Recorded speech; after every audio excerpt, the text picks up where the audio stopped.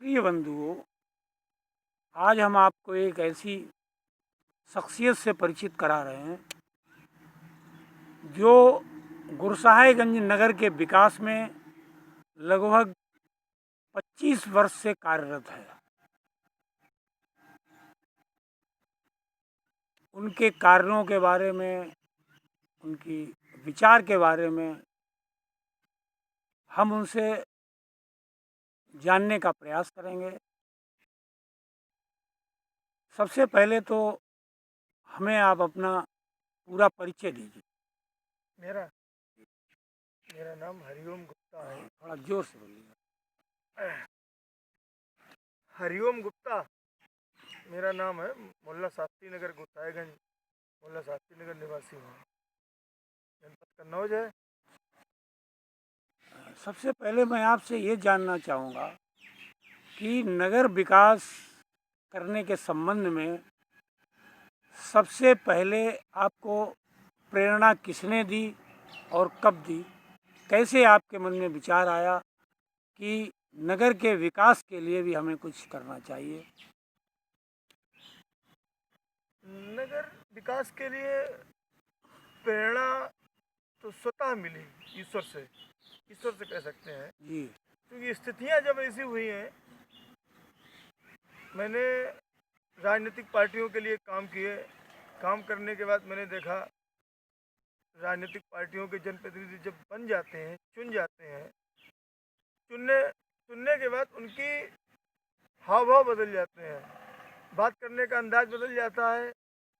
और पुरानी चुनाव से पहले के जो वादे वो करते हैं सबके बीच बैठ करके, वो उन सब बातों से ध्यान देना बंद कर देते हैं। चुनाव के समय तो बड़ी गंभीरता पूर्वक सब लोगों से चुनाव जीतने के लिए क्या करना है, कैसे करना है, गलत सही सब चीज़ों का प्रयोग करते हैं।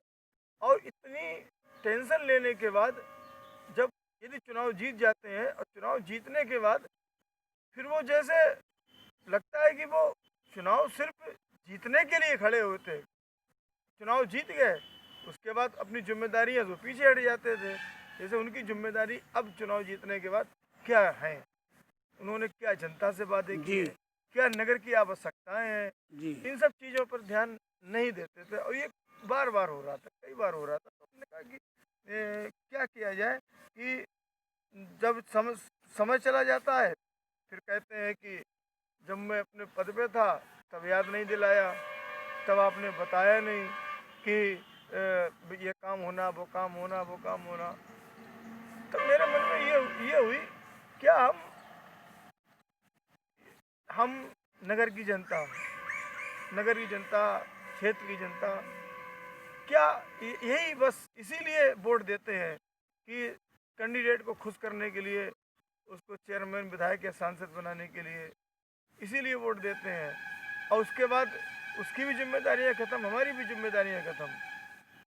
तो नगर का विकास कैसे हो, विकास कैसे हो, और इनको कैसे, इनके ऊपर इनको याद दिलाया जाए, इन कैसे इन लोगों से, जनप्रतिनिधियों से काम करवाया जाए। तो उसके लिए अच्छा, इन लोगों को क्या है, जीतने के बाद एक व्यक्ति इनसे मिलकर जाकर कहता है, याद दिलाता है, इनके ऊपर असर भी नहीं पड़ता है। ये लोग भाषा ही समझते हैं। कोई आप कम से कम एक संगठित होकर के ठीक है उनके हरिओम ऊपर जी। दबाव बनाओ। हरिओम जी, आपने बहुत ही सही बात कही है कि नगर के विकास के लिए नगर के लोगों को ही आगे आना चाहिए। हमें वर्तमान राजनीतिज्ञों से ज़्यादा अपेक्षा नहीं करनी चाहिए।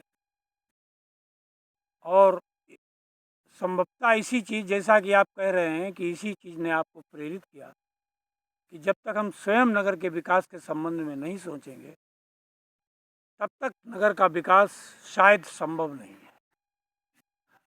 अब आप संक्षेप में हमें ये बताने का कष्ट करें कि नगर के विकास के संबंध में आपने मुख्य रूप से कौन कौन से कार्य किए और किस किस कार्य में, किस किस प्रयास में आप सफल रहे? सबसे पहले तो हमने नगर के जो विकासवादी सोच के जो लोग थे, उन लोगों के साथ जी बैठ कर के भविष्य के लिए चर्चा की, भविष्य के लिए कि कैसे अपना नगर पिछड़ा हुआ है, सब जगह विकास हो रहा है, अपने नगर को विकास की बड़ी आवश्यकता है। तो सब एक समिति तैयार हुई हमारी, जी समिति तैयार हुई और सभी उस समिति में बैठ करके चर्चा हुई कि हमारे नगर में विकास कार्य बहुत आवश्यकता है, विकास से कोसों पीछे है हमारा नगर। इसके लिए क्या किया जाए? जनप्रतिनिधि जब वो कुर्सी पद पे होते हैं तब वो सुनते नहीं है, बाद में कह देते हैं कि पहले बताया क्यों नहीं। उसके लिए हम लोगों ने सबसे पहले ये शुरुआत की, हम लोग नगर की जो ज़रूरतें हैं, आवश्यकताएं हैं, नगर के नागरिकों को आवश्यकता किस चीज़ की है, हमारा नगर में किस चीज़ की कमी है, उन सब चीज़ों पर बैठ करके चर्चा की और चर्चा करने के बाद उस पर ध्यान आकर्षित करने के लिए हमने जनप्रतिनिधियों से मिलकर के उन लोगों से इस संबंध में चर्चा की, उनको भी बताया, उनसे बताया कि नगर में इन चीज़ों की ज़रूरत है, नगर में ये कमी है, नगर में विकास की बड़ी कमी है, उनका ध्यान आकर्षित करना शुरू किया, यहीं से शुरुआत की।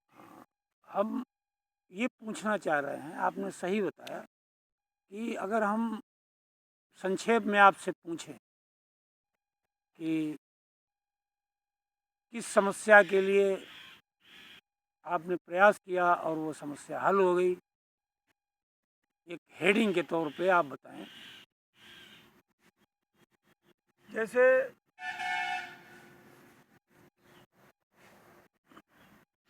महिलाओं के लिए चिकित्सा संबंधी, जी महिलाओं की चिकित्सा के लिए गुरसाहेगंज में बड़ी दिक्कत होती थी।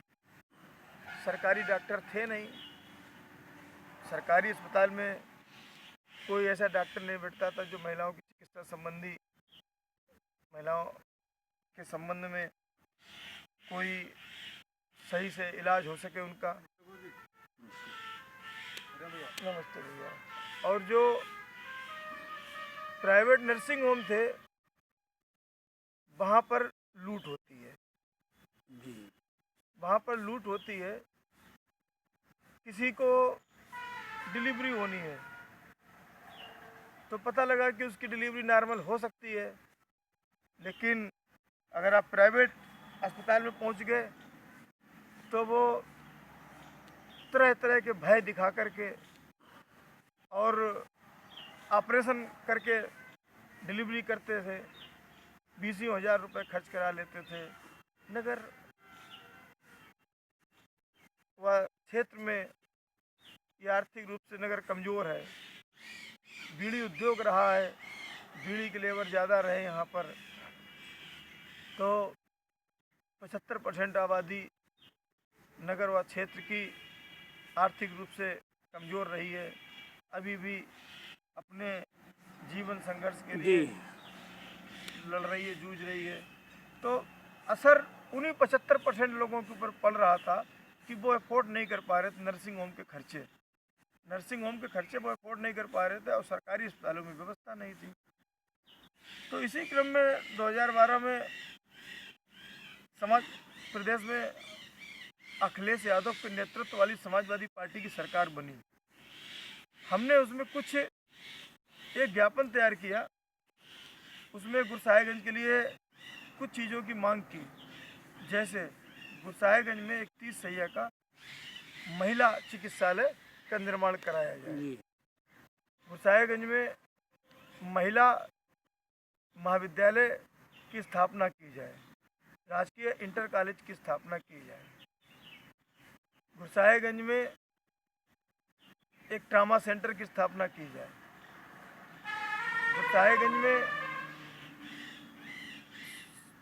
व्यवस्थित तरीके से एक बस अड्डे की स्थापना की जाए। हमारे गुरसाहेगंज में वर्षों से, क्योंकि जनपद में छिबरामऊ सौरिक वगैरह आता है, लेकिन रेलवे स्टेशन एक ही है, केवल गुरसाएगंज में है। हमारे यहाँ जब छोटी लाइन थी सभी ट्रेनें रुकती थी, उसके बाद जब बड़ी लाइन परिवर्तित हुई तो ट्रेनों की संख्या, रुकने वाली ट्रेनों की संख्या बहुत कम होगी। चलने को तो ट्रेनें तो बढ़ गई, मगर गुरसाएगंज में स्टॉपेज ट्रेनों के ख़त्म कर दिए गए, तो उसके लिए भी डिमांड शुरू की गुरसाएगंज में लंबी दूरी की ट्रेनों के ठहराव के लिए। बहरहाल ये बाद में किया है, लेकिन पहले अखिलेश यादव जी से कन्नौज में जब वो आए तो अखिलेश यादव जी से मिलकर के हमने उनको उक्त चीज़ों से संबंधित ये मांग पत्र दिया, गुरसाएगंज की समस्याओं के संबंध में मांग ठीक है हरिओम जी, आपने नगर के विकास के लिए काफ़ी प्रयास किया और कर रहे हैं। आपके प्रयास से गवर्नमेंट महिला चिकित्सालय और मैटरनिटी होम की स्थापना हुई, बस अड्डे का भी, बस स्टॉप का भी निर्माण प्रारंभ है। अब आप नगर के लोगों को क्या संदेश देना चाहेंगे, क्या आपके विचार हैं? नगर के लोगों को संदेश हम यही देना चाहेंगे, अभी हमारा नगर बहुत पिछड़ा हुआ है, बहुत ज़्यादा विकास की आवश्यकता है, और सभी लोग सबसे पहले ध्यान इस पर केंद्रित करें, हमारे नगर का विकास कैसे हो, हमारे नगर का विकास कैसे हो, इस पर ध्यान केंद्रित करें। और हम ये लगातार प्रयास कर रहे हैं कि